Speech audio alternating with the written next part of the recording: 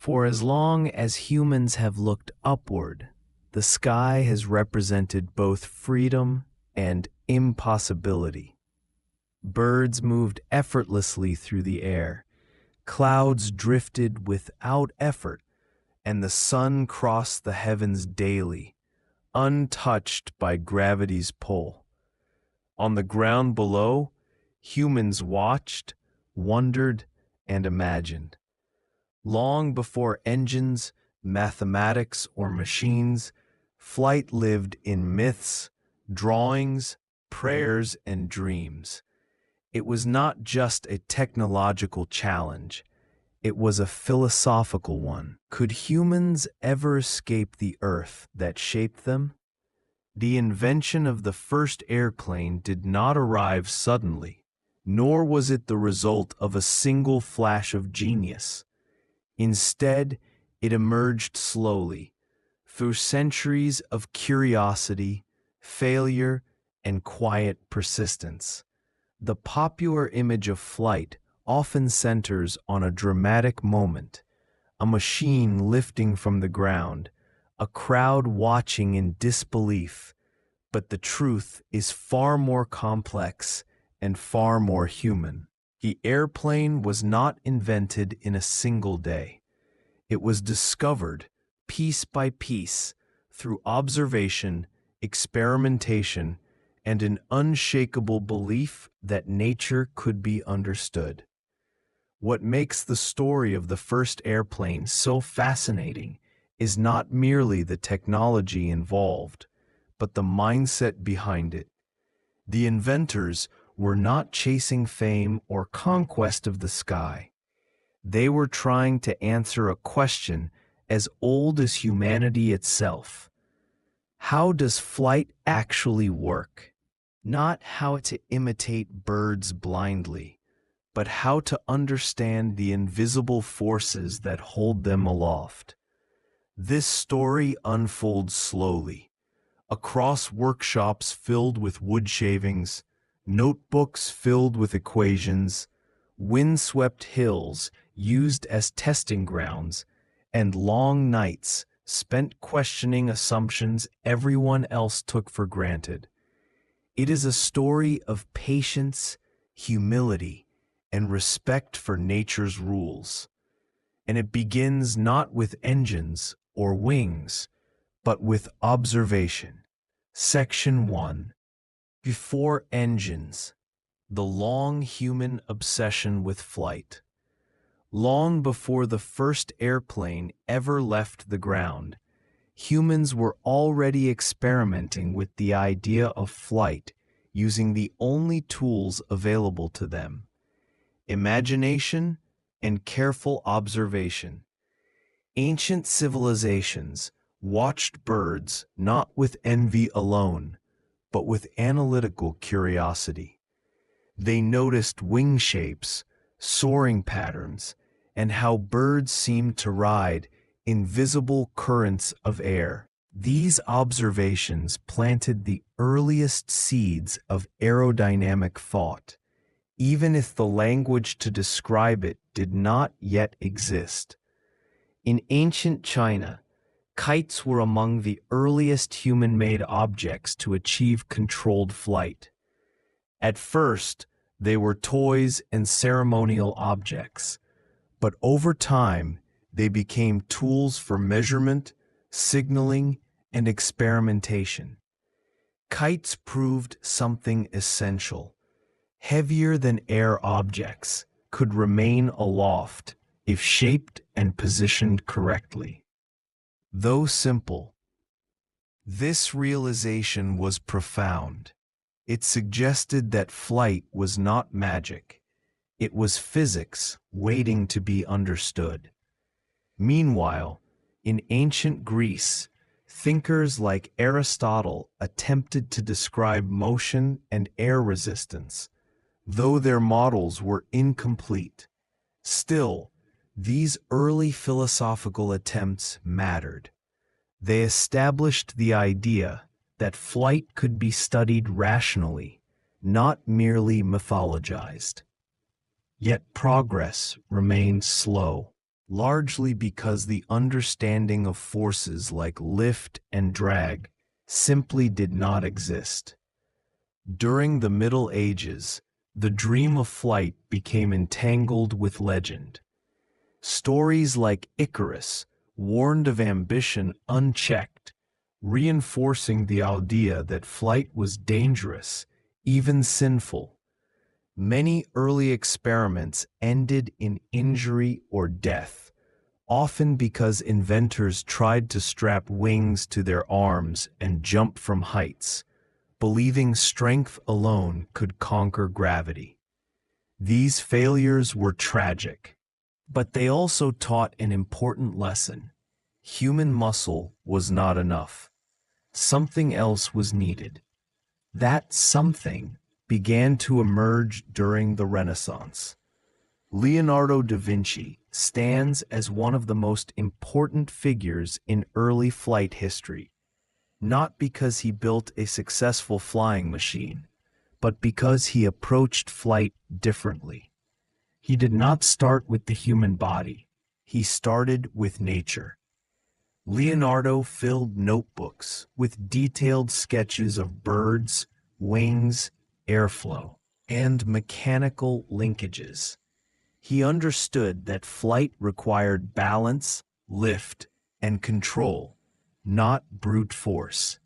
Though Leonardo never built a working airplane, his ideas marked a turning point.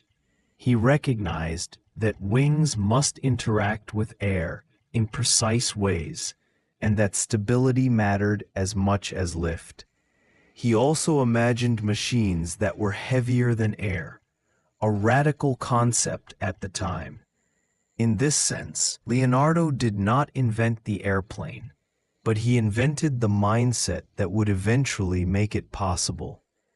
As centuries passed, balloon flight emerged in the 18th century, allowing humans to rise into the sky for the first time. Hot air balloons and gas balloons proved that ascent was possible, but they also revealed a limitation. Balloons drifted wherever the wind took them. They could rise, but they could not truly fly. Directional control remained elusive, and without it, the dream of purposeful flight remained unfulfilled. By the 19th century, gliders became the next crucial step. Inventors began launching themselves from hills and cliffs, testing wing shapes and control methods. Unlike earlier attempts, these experiments emphasized learning from failure rather than brute risk. Each glide, successful or not, offered data. Patterns began to emerge. Some wing shapes worked better. Some angles produced more lift. Some designs were stable, others dangerously unpredictable.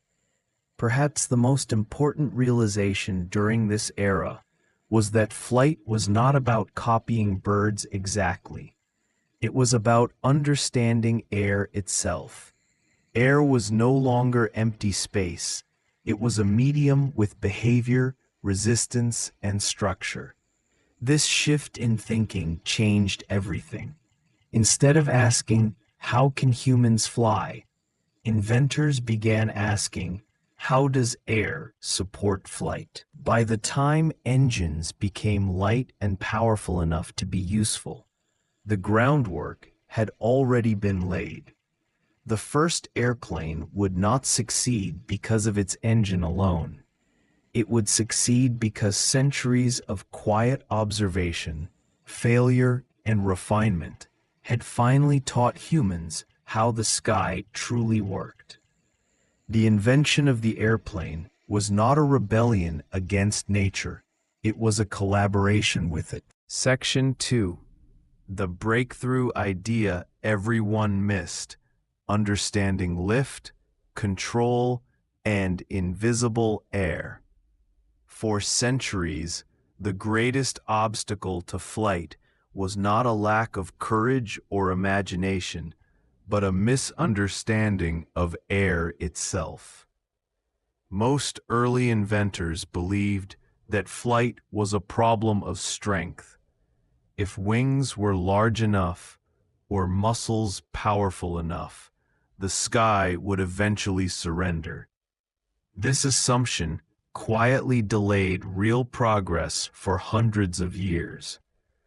The truth, however, was far more subtle and far more elegant. Flight was not about overpowering gravity. It was about cooperating with air. Air, though invisible, behaves like a fluid. It flows, compresses, accelerates, and resists.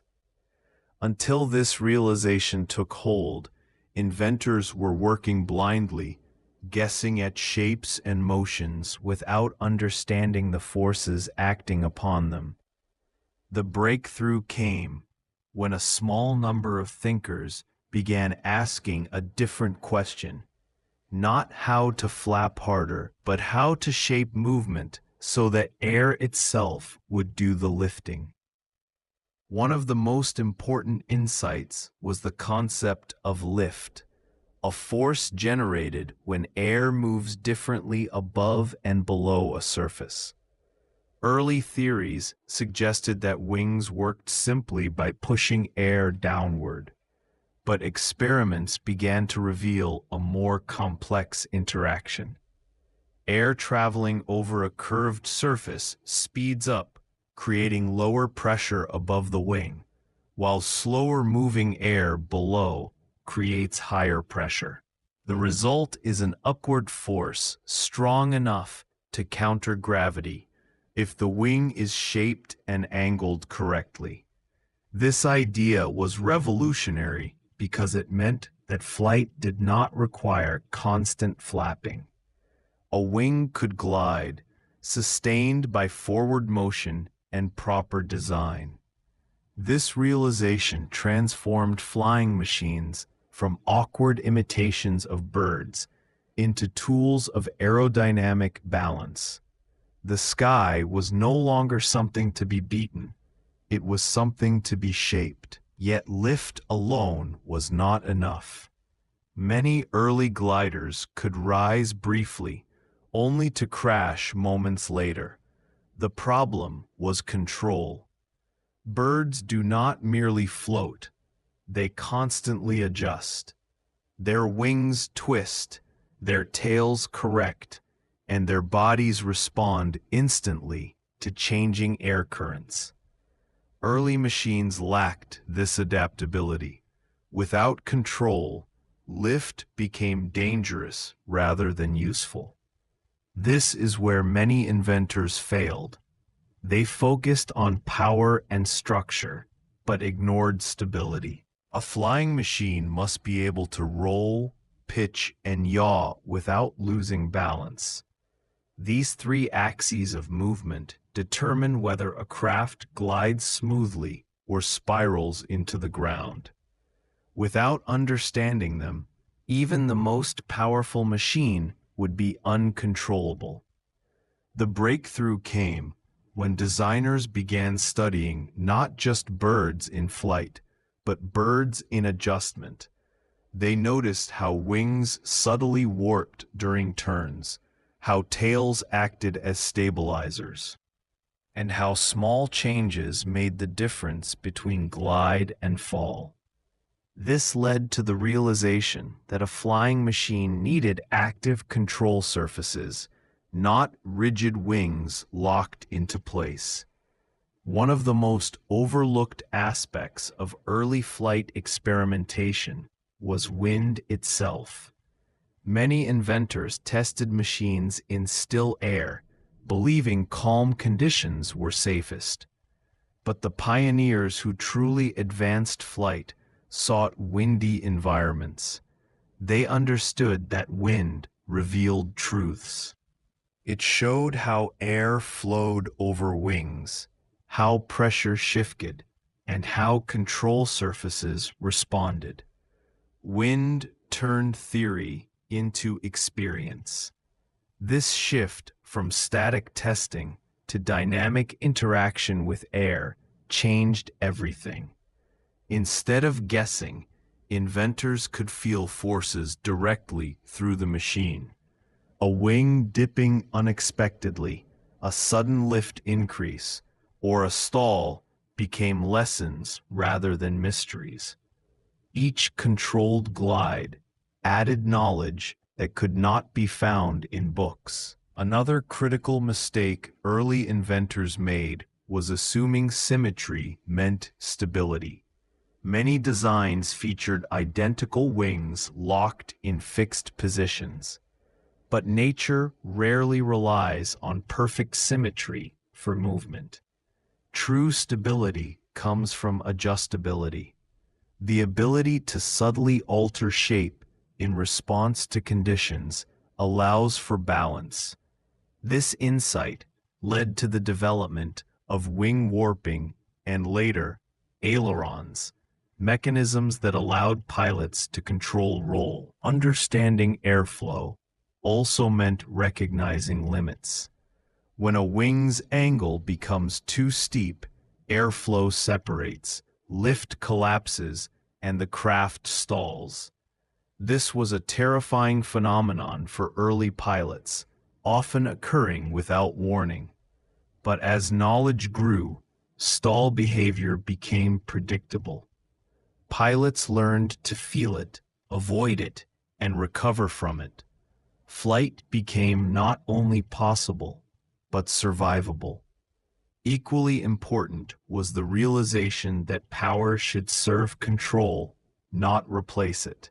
Engines were useless without stability. Many early powered machines failed because their creators believed speed alone would guarantee lift. Instead, speed amplified instability. Without proper control, faster machines crashed more violently. The most successful pioneers understood that power must be introduced only after mastery of gliding and balance. This understanding marked a philosophical shift. Flight was no longer an act of defiance against gravity. It became a conversation with air. Machines were no longer designed to fight the sky, but to read it, respond to it, and move within it gracefully. The airplane, in its earliest true form, was not loud or dramatic. It was quiet, patient, and deliberate. By the end of the 19th century, the essential principles of flight were finally clear. Lift came from airflow, not muscle. Control mattered more than strength. Stability depended on adjustment, not rigidity. And air, though invisible, followed rules that could be learned, respected, and used. The stage was now set. The remaining challenge was not whether humans could fly, but who would combine all these lessons into a single working machine. And soon, in a quiet place with steady winds and careful minds, someone would. Section 3. The Forgotten Experimenters Who Nearly Succeeded and the Quiet Path Toward True Flight. Long before the airplane finally rose from the ground in a controlled, repeatable way, there were men whose names slowly faded into footnotes, despite how close they came to success. These experimenters did not fail because they lacked intelligence or courage. They failed because flight demands a rare combination of patience, humility, and precision, qualities that history does not always reward loudly. In the late 19th century, aviation experimentation existed in a strange space between science and obsession. Many inventors worked alone, often funding their research personally, constructing gliders in barns, fields, or coastal cliffs. There were no established rules, No textbooks on aerodynamics as we know them today. Each experiment was a risk, not only of failure, but of injury or death. One of the earliest figures to truly approach controlled flight was Otto Lilienthal, a German engineer whose work quietly reshaped aviation forever. Lilienthal believed that understanding flight required direct experience with air, not just theory. He built dozens of gliders and launched himself from hills repeatedly, documenting the results with extraordinary care. His flights were brief, but they were real, sustained, repeatable glides guided by learned technique rather than luck. Lilienthal's genius lay not in engines or mechanics, but in observation. He studied birds relentlessly, measuring wing curvature, analyzing how air flowed around feathered surfaces, and recording how slight adjustments changed behavior in the air.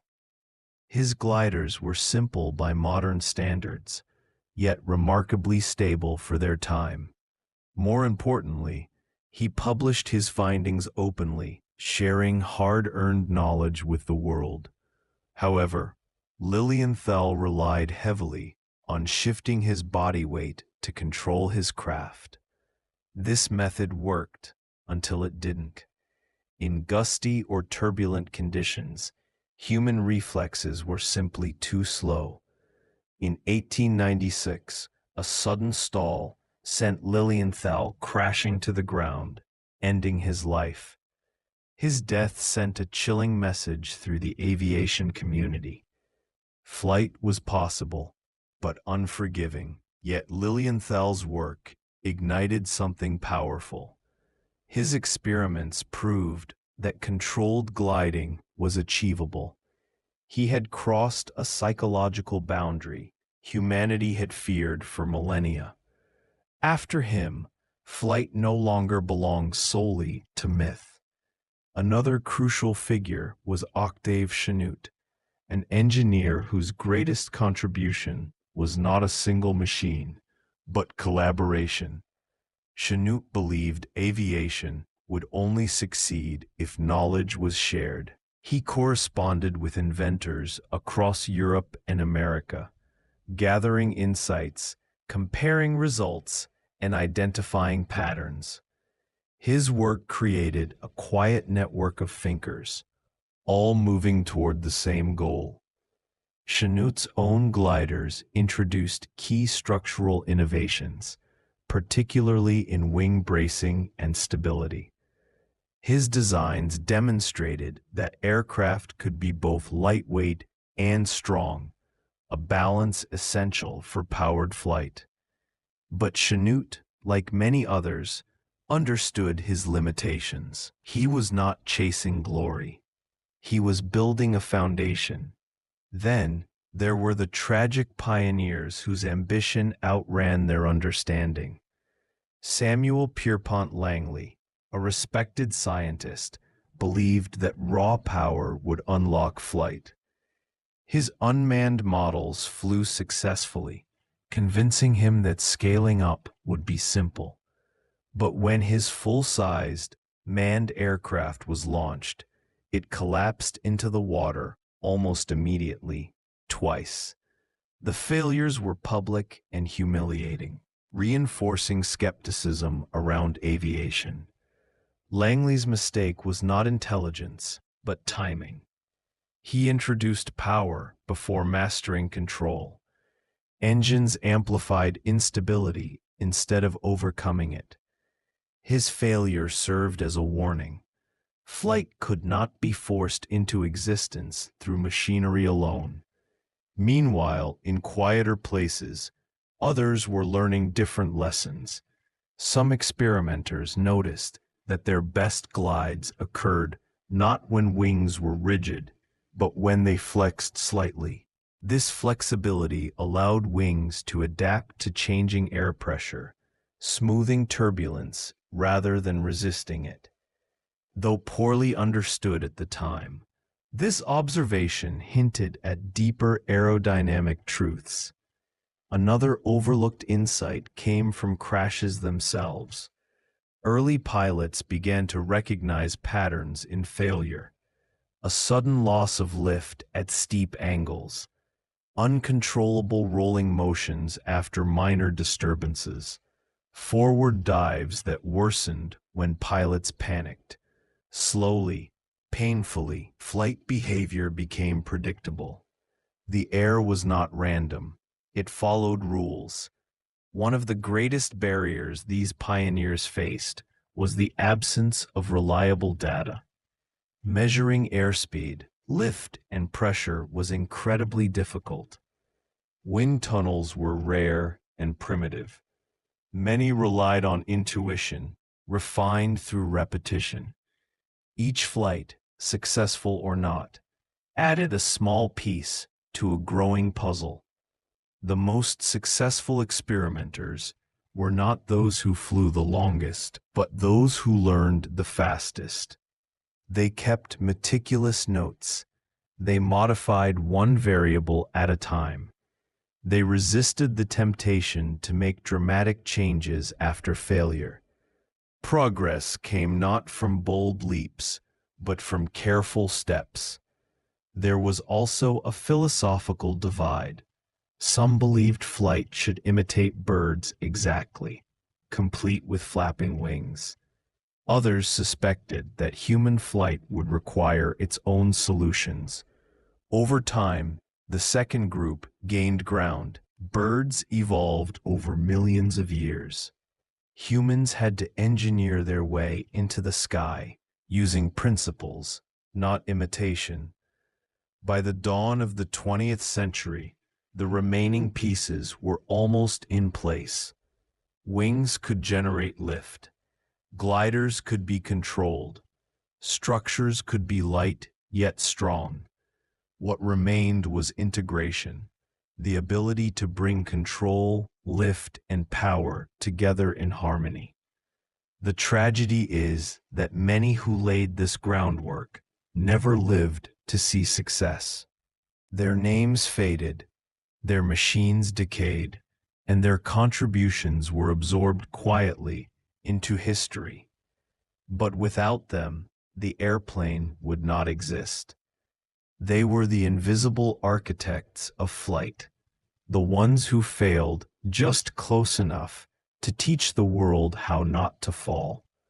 And now, with knowledge accumulated, mistakes documented, and air finally understood, the final leap was approaching. In a remote place chosen not for convenience, but for wind. Two methodical minds, prepared to unite everything history had learned. Section 4. Why the Wright brothers succeeded where everyone else failed. By the time the Wright brothers entered the story of flight, the world was crowded with broken wings, failed engines, and ambitious men who had come painfully close. What separated Wilbur and Orville Wright from everyone before them was not genius in the dramatic sense, nor superior funding, nor even luck. Their success came from a quiet refusal to rush and a deep respect for the invisible forces they sought to master.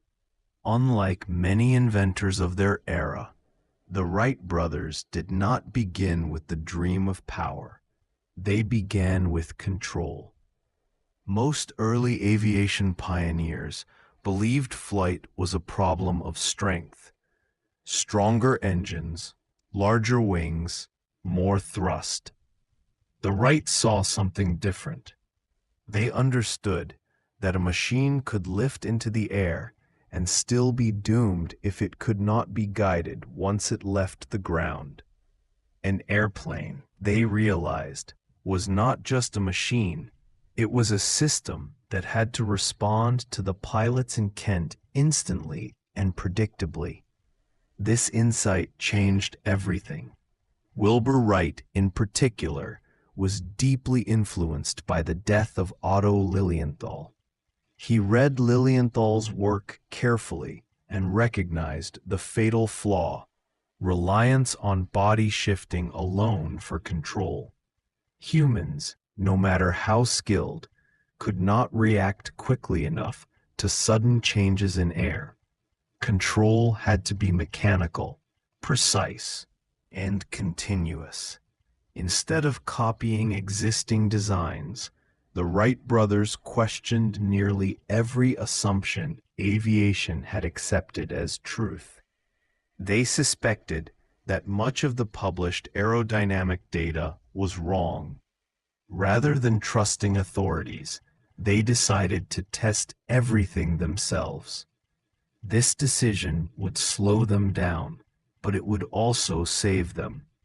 In a small workshop in Dayton, Ohio, the brothers built their own wind tunnel. It was crude, modest in size, and entirely homemade. But it gave them something no one else had: reliable, repeatable data. They tested hundreds of wing shapes, angles, and surfaces, carefully measuring lift and drag. What they discovered shocked them. Many widely accepted formulas were inaccurate, sometimes dangerously so. Instead of being discouraged, the Wrights adjusted their approach. They recalculated lift coefficients. They refined wing curvature. They redesigned airfoils entirely. With each experiment, the air became less mysterious and more predictable. But their greatest breakthrough came not from wings, but from balance. The Wright brothers recognized that an aircraft must be controlled in 3 dimensions: pitch, roll, and yaw. Earlier experimenters often addressed 1 or 2 of these, but never all 3 together. The Wrights understood that control had to be coordinated. A movement in one axis affected the others. Their solution was wing warping, a method of twisting the wings slightly to control roll. By adjusting lift on either side, the aircraft could be turned smoothly. This idea was inspired by watching birds subtly change wing shape in flight. But unlike flapping wing designs, the Wrights translated biological observation into mechanical precision. Wing warping worked, but it introduced a new problem. When the plane rolled, it often yawed in the opposite direction, creating instability. Instead of ignoring this, the Wrights confronted it directly. They added a movable rear rudder linked mechanically to the wing warping system. This coordination allowed turns to become controlled arcs rather than dangerous skids. No one else had solved this problem so completely. Where other inventors tested machines, the Wrights tested systems. They believed every part had to work together, or nothing would work at all. Their aircraft was not powerful, fast, or elegant, but it was controllable. Equally important was how they tested. The Wrights did not begin with powered flight. They spent years flying gliders first, hundreds of flights, each one carefully observed, each crash examined without emotion. They changed only one variable at a time, resisting the urge to overhaul designs after setbacks. This methodical patience allowed them to isolate problems and understand causes. Their choice of location also mattered. Instead of testing near cities or institutions, they traveled to the isolated dunes of Kitty Hawk, North Carolina. The area offered steady winds, soft sand for crashes, and perhaps most importantly, privacy. Away from public pressure, The Wrights could fail quietly. Privacy gave them freedom. While others performed dramatic public trials, the Wrights refined their craft away from spectators. Failure did not become embarrassment. It became information. Each broken skid, each stalled glide, each awkward landing was another lesson absorbed calmly. Even their engine reflected this philosophy. Unable to find a suitable motor, they built their own, not powerful, but lightweight and reliable. It produced just enough thrust to sustain flight without overwhelming the airframe.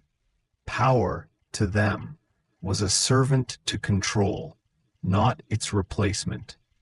On December 17, 1903, when their aircraft finally lifted from the sand, the moment itself was almost quiet. No crowd, no ceremony, just a machine responding to human intention, rising, leveling, and landing under control. The flight lasted seconds, but it changed everything. What followed was not immediate celebration, but skepticism. Many doubted the Wrights' claims. They had no photographs initially convincing enough for the public. Their machine looked unimpressive. They were bicycle mechanics, not famous scientists, and yet they kept flying and flying. Each flight improved. Distances increased. Control sharpened. Confidence grew. What began as an experiment became a repeatable reality. The Wright brothers succeeded because they respected the air. They listened to it. They learned its language patiently. They did not force flight into existence. They negotiated with it. Their story reminds us that breakthroughs rarely belong to the loudest or fastest, but to those willing to sit quietly with complexity until it reveals itself. Flight was not conquered in a single leap. It was earned, inch by inch, through humility, observation, and trust in the unseen.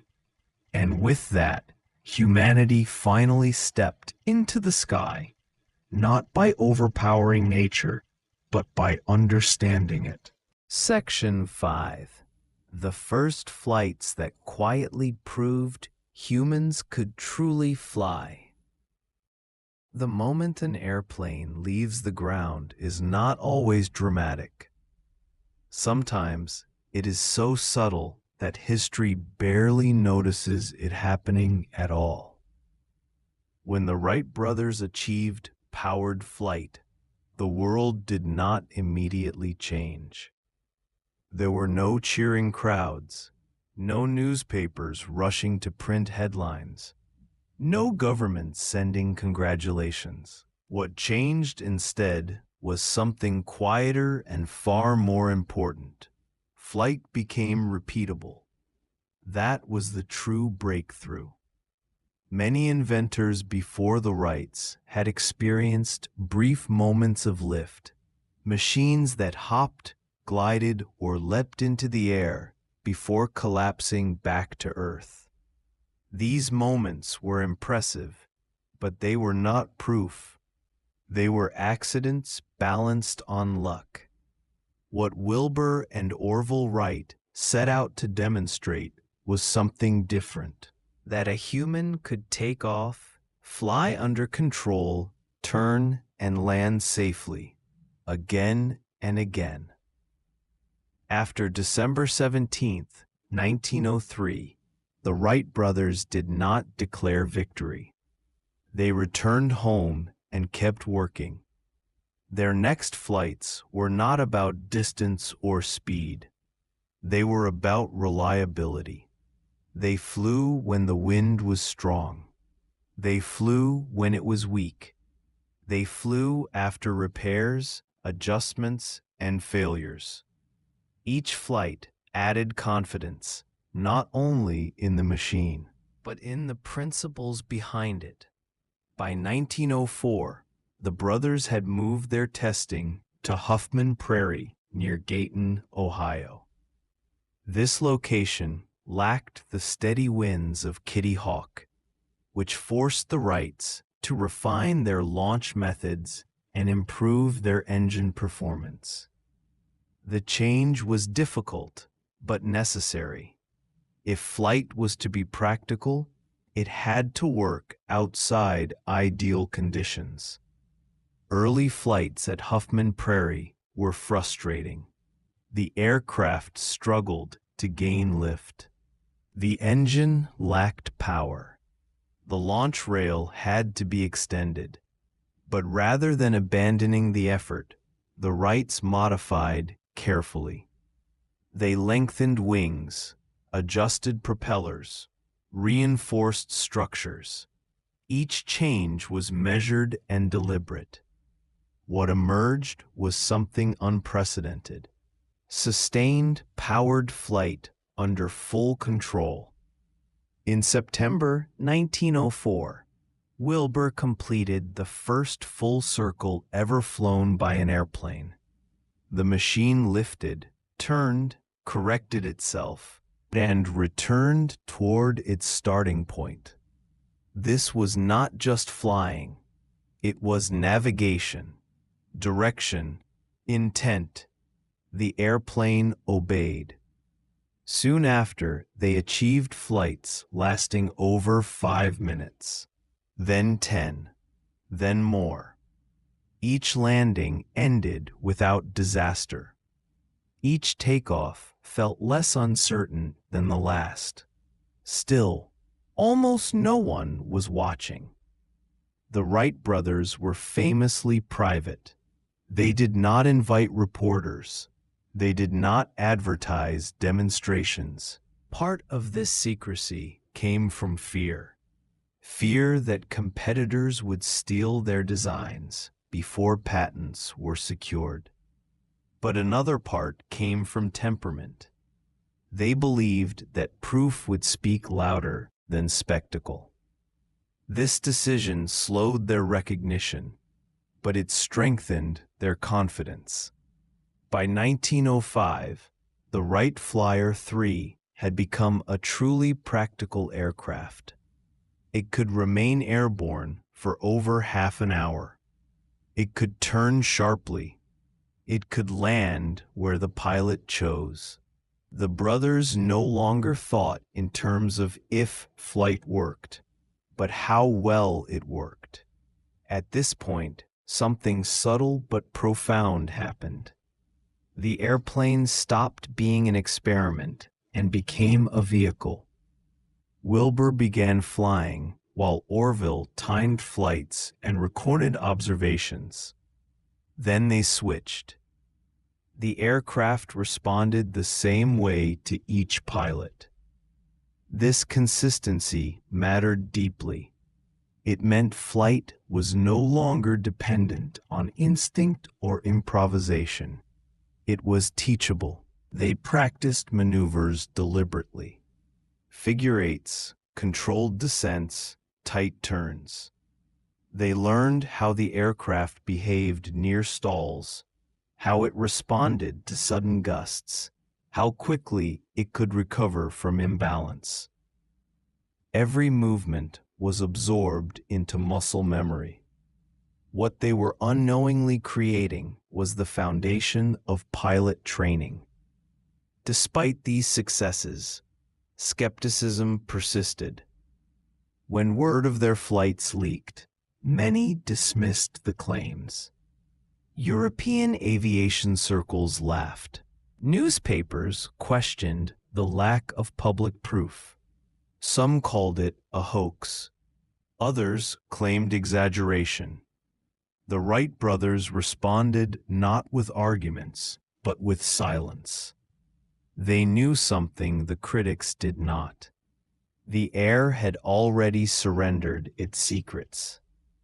In 1908, after securing patents and contracts, the Wrights finally stepped onto the public stage.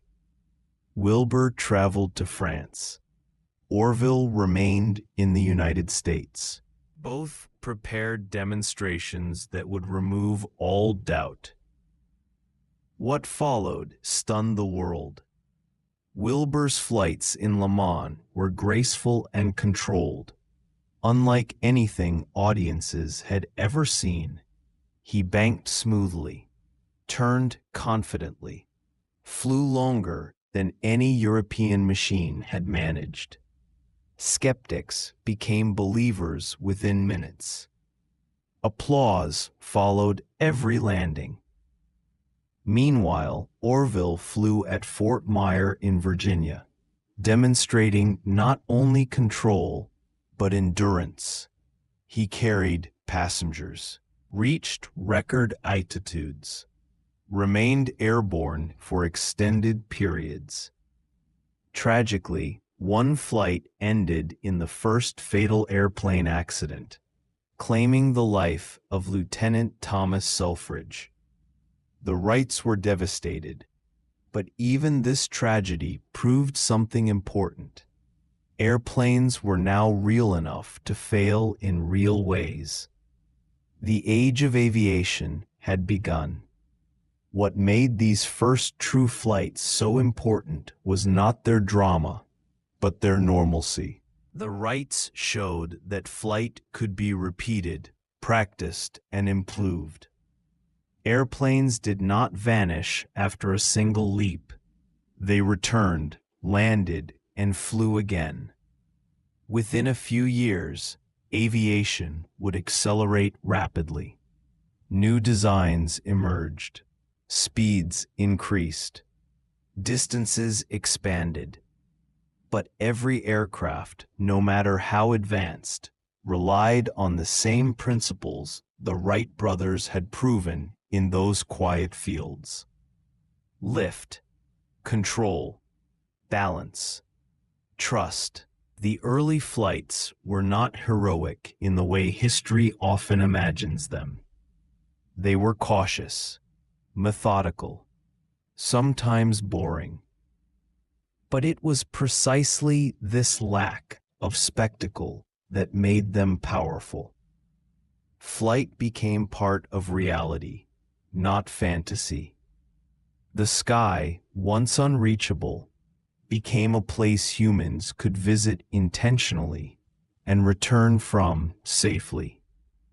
Not through magic, not through brute force, but through understanding. And as airplanes rose higher and farther, the world itself began to shrink. Distances shortened. Borders blurred. Time itself felt different. All of it traced back to those early flights. Not the first moment the wheels left the ground, but the countless moments afterward, when the aircraft rose again, and again, and again. That repetition is what changed history. Section 6. How public demonstrations turned flight into a global obsession. For years, human flight existed in silence. It lived in empty fields, remote beaches, and private notebooks, filled with measurements and sketches. The Wright brothers had already proven that controlled flight was possible, but the world did not yet believe them. Belief, after all, requires witnesses. That changed when airplanes finally met crowds. The first public demonstrations of powered flight did not simply show that machines could fly. They reshaped how humanity imagined the future. For the first time, people saw something that had existed only in myth rise from the ground under human control and remain there, steady and obedient. When Wilbur Wright arrived in France in 1908, European aviation was full of ambition but short on success. Inventors had built gliders, experimental engines, and fragile contraptions that lifted briefly before failing. Flight was considered a novelty, impressive but unreliable. Wilbur did not announce himself loudly. He arrived quietly, bringing with him a single aircraft and years of practice. At the Hunaudières racetrack near Le Mans, small groups gathered at first. Curious onlookers, skeptical engineers, a few reporters. They expected another failed attempt. What they witnessed instead was something entirely different. Wilbur took off smoothly. The airplane climbed without drama, leveled itself, and began to turn. Not a wide, desperate arc, but a deliberate, controlled bank. He circled the field calmly, his movements precise and confident. The aircraft responded instantly, as if it were an extension of his body. Observers stood frozen. They had never seen an airplane behave like this. When Wilbur landed, the silence broke into applause. Not polite applause, but something closer to disbelief. Engineers rushed forward, examining the machine. Journalists scrambled to rewrite their stories. Within days, crowds grew larger. Word spread quickly across Europe. Flight was no longer a rumor. What made these demonstrations so powerful was not speed or height, but control. Wilbur did not fight the air. He worked with it. He adjusted for wind effortlessly, corrected imbalances instinctively. Each flight looked easier than the last. Soon, Wilbur was flying longer, higher, and more gracefully. He performed figure-8 turns, flew over spectators, landed precisely where he intended. Skepticism evaporated almost overnight. Across the Atlantic, Orville Wright was conducting demonstrations of his own at Fort Myer in Virginia. These flights carried additional weight, as they were tied to military evaluation. The United States Army wanted proof that airplanes could be useful, not just impressive. Orville delivered exactly that. He flew repeatedly, often carrying passengers. He demonstrated stability, endurance, and control. His aircraft stayed aloft longer than any previous powered machine. The military took careful notes. Tragedy struck during one of these flights when a structural failure caused a crash, killing Lieutenant Thomas Selfridge. The accident shocked the public and raised fears about safety. Orville was badly injured and grounded for months. Yet even this moment reinforced a deeper truth. Airplanes were now real enough to carry real risk. They were no longer toys or fantasies. They were machines that demanded responsibility, engineering, and care. Public fascination did not fade. It intensified. When Wilbur returned to Europe after Orville recovered, aviation entered a new phase. Demonstrations became events. Thousands gathered to watch airplanes rise into the sky. Monarchs, politicians, and industrialists attended. The airplane was no longer just an invention. It was a symbol. People saw in it the promise of speed, power, and modernity.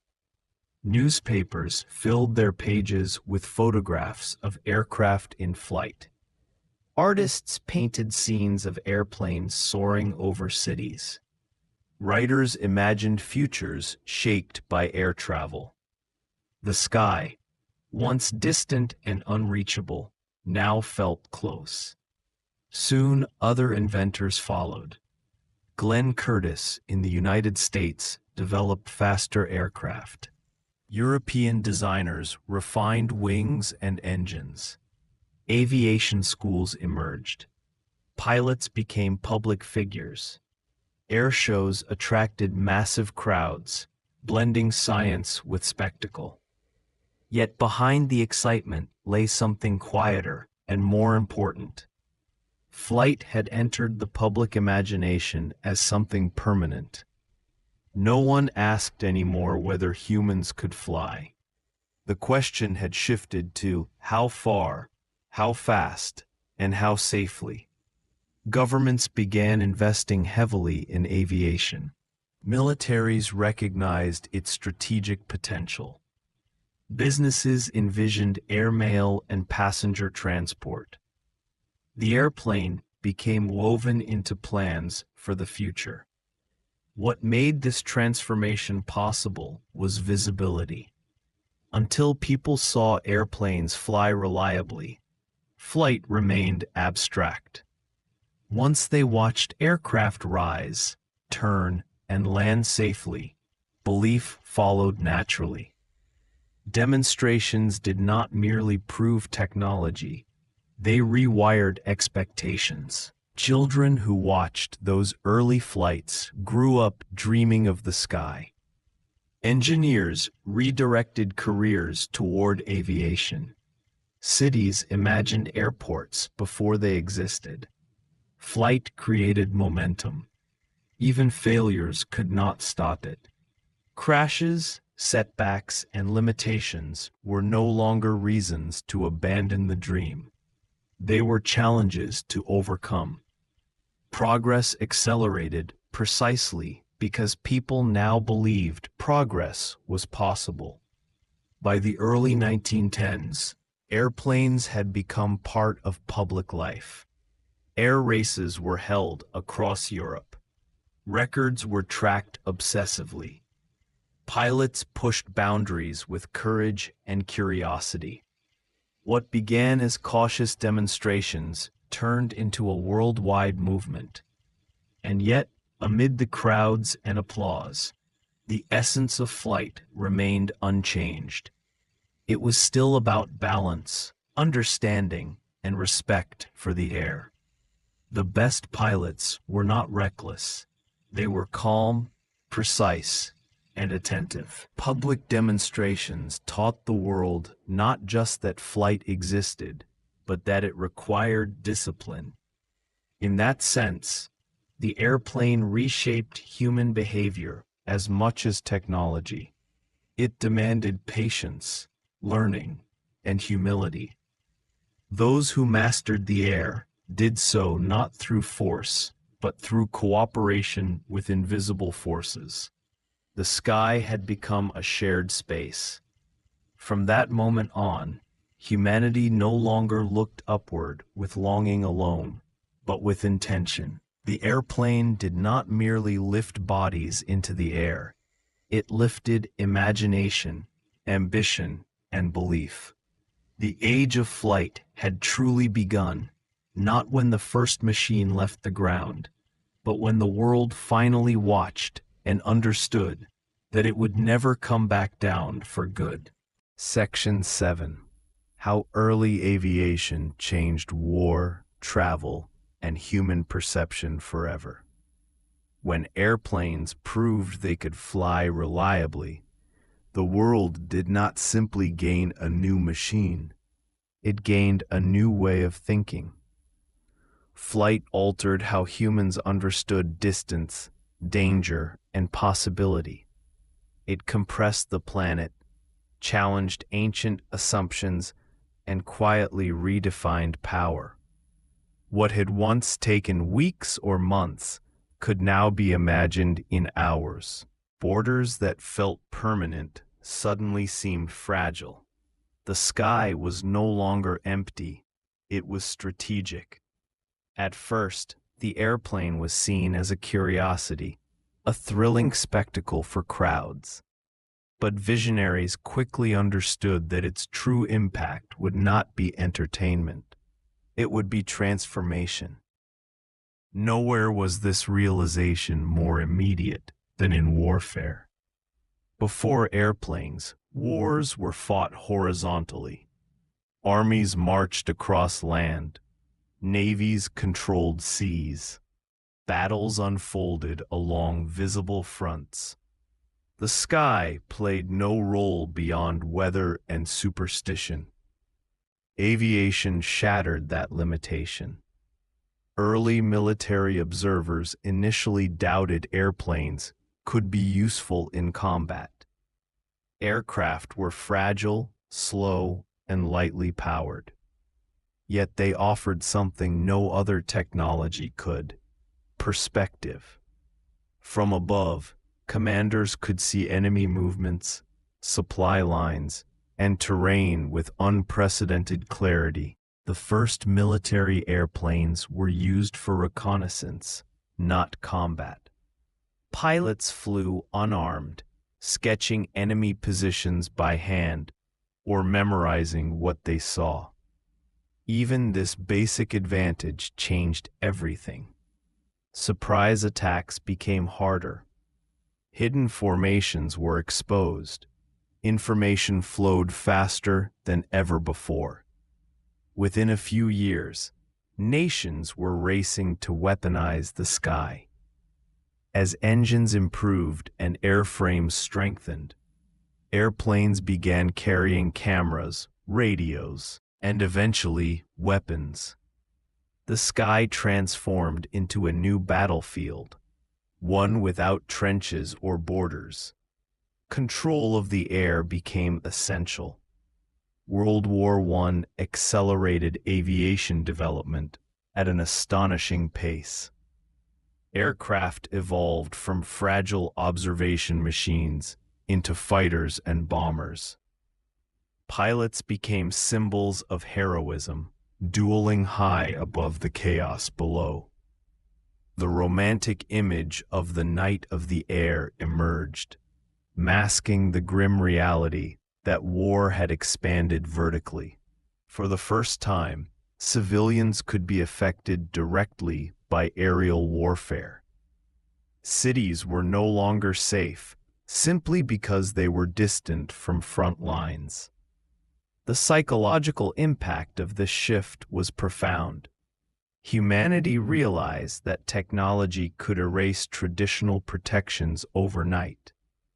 Yet war was only one part of aviation's influence. Even as militaries exploited the airplane, civilians imagined peaceful uses. The same machine that scouted battlefields could carry letters, goods, and people.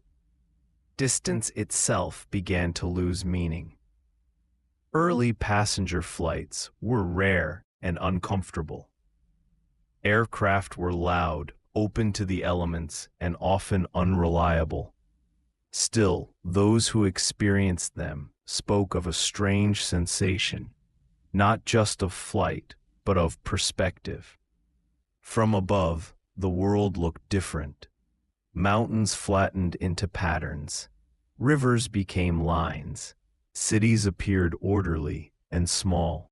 Political boundaries vanished entirely. This visual experience subtly reshaped how people thought about Earth and their place upon it. The airplane introduced a new relationship with scale. Travel, once defined by endurance, became defined by speed. Journeys that once demanded preparation, supplies, and weeks of patience could now be imagined as brief transitions. Time itself seemed compressed. This shift altered culture. Business expanded rapidly as face-to-face meetings became practical across vast distances. News traveled faster, not just in words, but in people. Ideas spread more freely. The pace of life accelerated. Airports emerged as new gateways, places where nations met, exchanged, and observed one another. They became symbols of progress and connection, even as they carried underlying anxieties about safety and control. Aviation also reshaped how humans perceived risk. Early flight was dangerous. Accidents were common, and pilots accepted mortality as part of the profession. Yet rather than discouraging participation, danger attracted admiration. Pilots were seen as pioneers, pushing boundaries on behalf of humanity. This admiration fueled innovation. Engineers refined materials, developed better navigation tools, and improved training methods. Safety slowly increased, and confidence followed. As flight became safer, it became normal. The most subtle transformation, however, occurred inside the human mind. For thousands of years, the sky had been associated with gods, fate, and mystery. Birds belonged to it. Humans did not. Flight was mythological, spiritual, or symbolic, but never practical. Aviation stripped the sky of exclusivity. Humans could now enter it at will. This changed how people related to nature itself. The sky was no longer an unreachable realm. It was another environment to explore, understand, and use. This shift encouraged a broader belief that limits were negotiable. If humans could fly, what else might be possible? This question echoed across science and culture. Aviation inspired confidence in technology's ability to reshape reality. It encouraged exploration beyond Earth itself. Writers imagined space travel. Engineers pursued rockets. The airplane became the conceptual bridge between ground-bound humanity and the cosmos. At the same time, aviation exposed ethical questions. Who controlled the skies? Who bore responsibility for accidents, noise, and environmental impact? How should airspace be shared? These debates emerged early and persist today. Flight forced humanity to confront the consequences of progress. It demanded regulation, cooperation, and foresight. International agreements became necessary to manage airspace and safety. Aviation encouraged global thinking, not out of idealism, but necessity. Perhaps most importantly, aviation changed how humans saw themselves. The view from above offered humility. Borders dissolved. Conflicts appeared small. The earth looked fragile, finite, and interconnected. Pilots often spoke of a quiet awareness that life below was shared, regardless of politics or language. This perspective did not end conflict, but it planted a seed. The airplane became both a tool of division and a symbol of unity. It carried bombs and hope, fear and connection. Its impact was not singular, but layered. What began as an experiment in lift and balance had grown into a force that reshaped civilization. By changing how humans moved, fought, and perceived the world, aviation altered the trajectory of history itself. The sky was no longer above humanity. It was within reach, shaping choices and futures alike. And once that boundary fell, no frontier would ever feel quite the same again. Section 8. The Hidden Engineers, Silent Failures, and Forgotten Minds Behind Early Flight.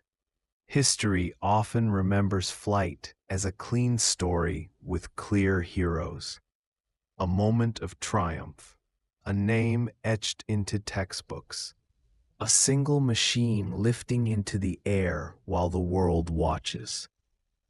But the truth of early aviation is far quieter and far more crowded. For every famous pioneer, there were hundreds of engineers, mechanics, mathematicians, and dreamers whose names faded almost as soon as their experiments failed. Their work did not always fly, but it built the invisible foundation upon which successful flight depended. Early aviation was not driven only by inspiration. It was driven by patience, repetition, and relentless failure. Behind each successful aircraft stood workshops filled with broken wings, warped propellers, cracked engines, and abandoned notebooks. Many of these failures were never published. Some inventors lacked money. Others lacked recognition. Many simply ran out of time. One of the least visible contributors was the mechanic. Before standardized aircraft manufacturing existed, airplanes were handmade objects. Mechanics shaped wood, stretched fabric, adjusted cables, and tested structures with their own hands. They understood aircraft as living systems, sensitive to balance, tension, and subtle changes.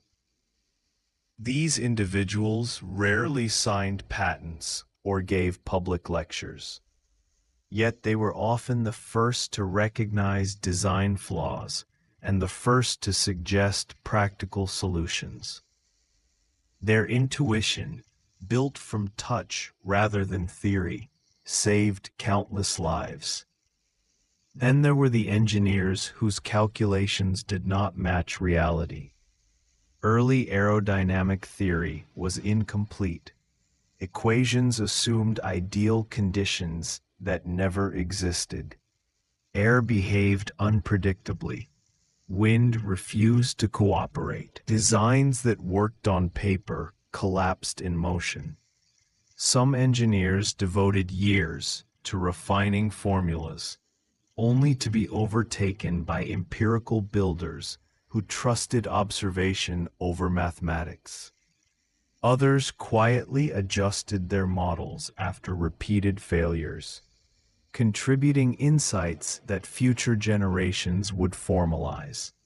Failure was not a setback, it was data. Many forgotten inventors achieved partial success. They managed short hops, unstable glides, or controlled descents. Their machines never sustained flight long enough to attract attention. Yet they proved critical principles. Some demonstrated wing warping before it became famous. Others explored variable propeller pitch, control surfaces, or lightweight materials decades ahead of their time. Their ideas resurfaced later, often without attribution. Recognition in aviation often favored timing over originality. Those who succeeded first were remembered. Those who came close were footnotes. If they were remembered at all. Cultural and social barriers also erased many contributors. Women participated in early aviation more than history suggests. They tested aircraft, built components, and conducted research. Yet societal norms frequently excluded them from credit. Their contributions were absorbed into collective efforts or attributed to male colleagues. Similarly, inventors outside Europe and North America faced obstacles.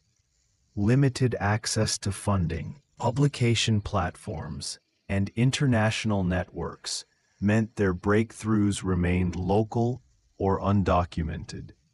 Some independently discovered key aerodynamic principles, only to be ignored by global narratives. Even among well-known figures, collaboration was often hidden. Public stories favored lone geniuses, But aviation advanced through networks. Builders exchanged letters, shared measurements, debated theories, and quietly borrowed ideas. Knowledge traveled slowly, but persistently, carried by trust rather than fame. Failure stories were rarely told publicly. Admitting failure risked ridicule, loss of funding, or professional isolation. Many inventors chose silence.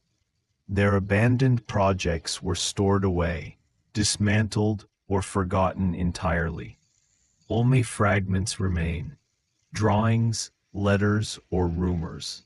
Yet these silent failures mattered.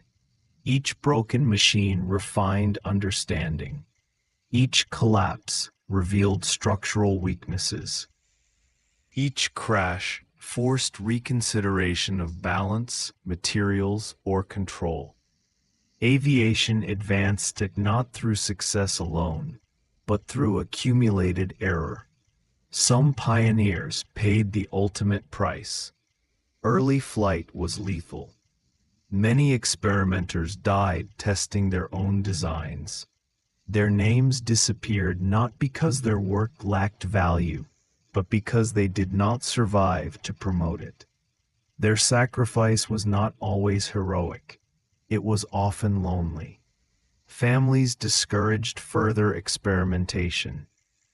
Workshops closed. Projects ended abruptly. Knowledge stopped flowing. The absence of these voices shaped aviation history as much as the presence of famous ones. Technological evolution favored those who could persist. Access to resources determined who could fail repeatedly. Wealth, institutional backing, and public interest allowed some inventors to endure years of setbacks. Others, equally brilliant, were forced to stop after a single crash. This imbalance shaped which ideas survived. Some promising concepts were abandoned, not because they were flawed, but because they were ahead of manufacturing capabilities. Materials were too heavy, engines too weak, precision too limited. The idea waited decades for technology to catch up. Aviation history is full of such delayed victories. What unites these forgotten contributors is not recognition, but intention. They believed flight was possible long before it was proven. They trusted curiosity over certainty. They accepted obscurity as the cost of exploration. Their work reminds us that progress is not built by moments, but by layers. Every successful aircraft carries within it the ghosts of failed designs, unnamed hands, and discarded calculations. The sky remembers them, even if history does not. Understanding early aviation requires humility. It demands acknowledgement that no single person invented flight. It emerged from a collective struggle against gravity, ignorance, and limitation. It rose from workshops where mistakes outnumbered successes and hope persisted despite exhaustion. The airplane did not appear suddenly, it accumulated. And behind every famous takeoff, there are countless forgotten attempts that never left the ground, yet made the journey possible. Section 9. From Fragile Wings to a Changed World. How the First Airplane Reshaped Humanity. When the first airplane lifted itself from the ground, it did more than conquer gravity. It quietly rewrote the future of human civilization. At first, no one fully understood what had happened. Early flight seemed like a novelty, an impressive but impractical trick. Newspapers reported short hops, shaky landings, and fragile machines that barely survived their own experiments. To many observers, airplanes appeared too delicate, too unreliable, too dangerous to matter. But beneath this skepticism, something irreversible had begun. The airplane changed how humans understood distance. Before flight, geography dictated destiny. Oceans separated cultures. Mountains isolated communities. Journeys took weeks, months, sometimes lifetimes. Borders were reinforced by physical effort as much as by politics. Flight dissolved these barriers. Even the earliest aircraft suggested a future where distance could be crossed, not by endurance, but by design. The world began to feel smaller, not immediately, but inevitably. Military strategists were among the first to realize this shift. Although early airplanes were slow and weak, they offered something no previous technology had: perspective from above. Observation balloons had existed, but airplanes added mobility and unpredictability. Within a decade, warfare transformed. Battles were no longer confined to the ground. Reconnaissance, mapping, communication, and eventually combat moved into the sky. This forced nations to rethink defense, offense, and sovereignty. The sky became contested space. This transformation was not celebrated, it was feared. Pilots were viewed as both heroes and victims. Their machines failed often. Training was minimal. Survival was uncertain. Yet volunteers lined up, driven by curiosity, patriotism, or the irresistible pull of the unknown. Flight accelerated technological development at unprecedented speed. Engines grew lighter and stronger. Materials evolved. Aerodynamics shifted from intuition to science. Problems that once took years to solve were addressed in months. The airplane became a catalyst, pushing innovation across industries. Navigation systems improved. Meteorology advanced rapidly. Manufacturing precision increased. Even medicine benefited as understanding human limits at altitude became essential. Flight forced humanity to study itself. As airplanes climbed higher, pilots encountered hypoxia, extreme cold, and disorientation. These challenges demanded research into physiology and psychology. Human beings were no longer adapted only to the ground. They were being reshaped for the sky. Commercial flight followed slowly, cautiously. Early passenger aircraft were uncomfortable, loud, and unreliable. Flying remained an experience for the wealthy or the daring. Yet with each successful journey, confidence grew. Air routes formed invisible highways across continents. Cities connected directly for the first time. Trade accelerated. Ideas traveled faster than ever. Cultural exchange intensified, for better and worse. Flight compressed time. A journey that once defined a lifetime became a matter of hours. This changed how humans planned, worked, and imagined their futures. The concept of far away quietly lost its meaning. The airplane also altered perception. From the air, borders looked arbitrary. Rivers and roads revealed patterns invisible from the ground. Landscapes appeared interconnected rather than isolated. This aerial perspective influenced art, architecture, and philosophy.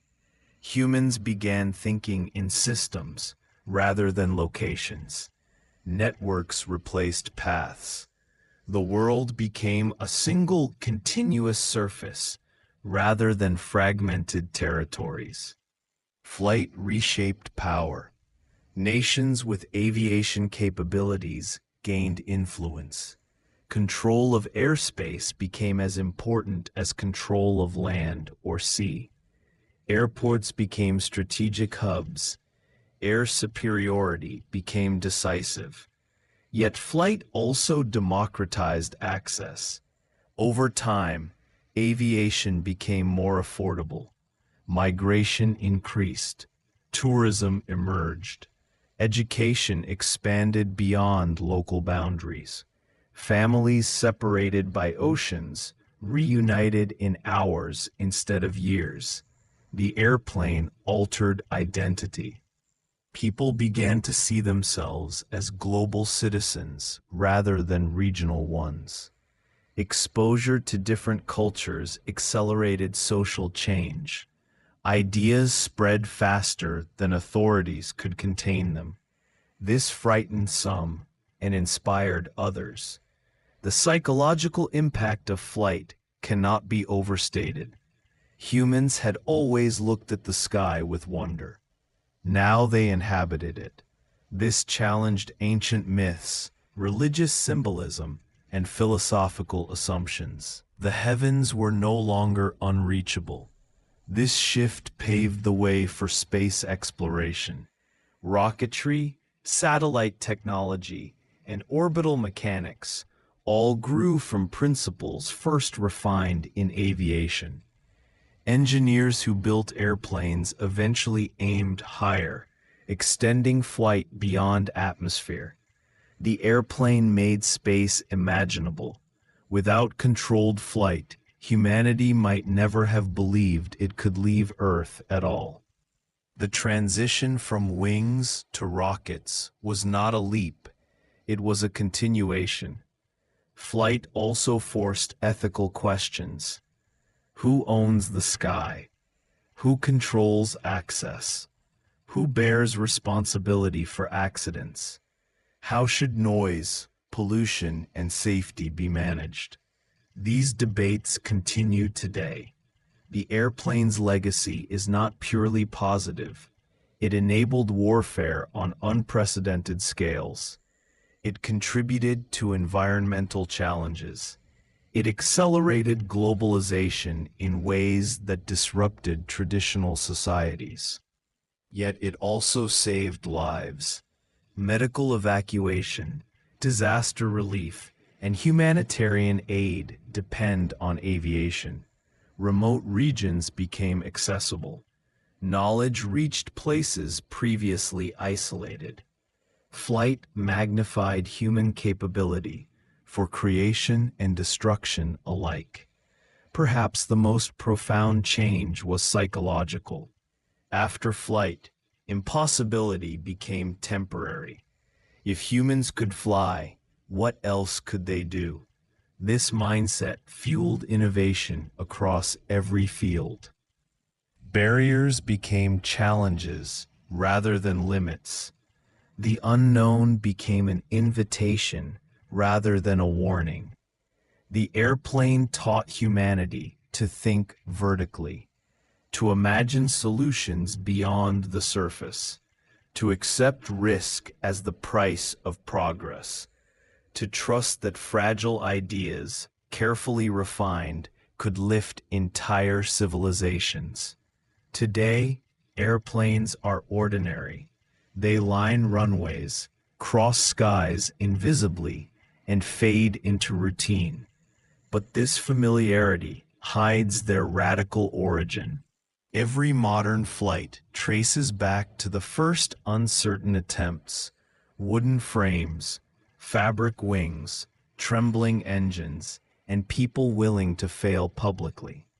The airplane did not just change transportation. It changed how humans relate to space, time, power, and possibility. And once that change began, there was no return to the ground-bound world that came before.